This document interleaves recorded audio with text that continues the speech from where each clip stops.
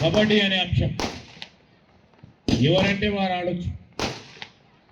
చాలా ఖరీదైన ఆట కాదు ఇది.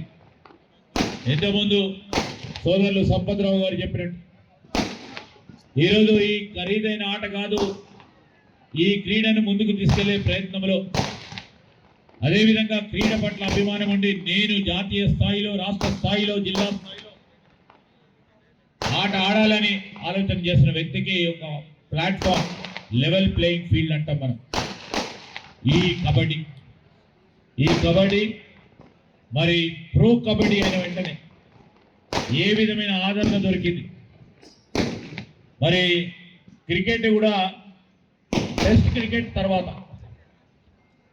వన్డే ఇంటర్నేషనల్ తర్వాత ఎప్పుడైతే ఐపీఎల్ మొదలుపెట్టడం జరిగిందో పెద్ద ఎత్తున దానికి మొత్తం ప్రపంచ స్థాయిలోనే క్రికెట్ కూడా గుర్తింపు వచ్చే కార్యక్రమం జరిగింది. ఇండియాలో పెద్ద ఎత్తున క్రికెట్ జరిగిన క్రికెట్ తర్వాత మళ్ళా ప్రో కబడ్డీ మ్యాచ్లే ఈరోజు టీవీలో మనం చూస్తూ ఉంటాం.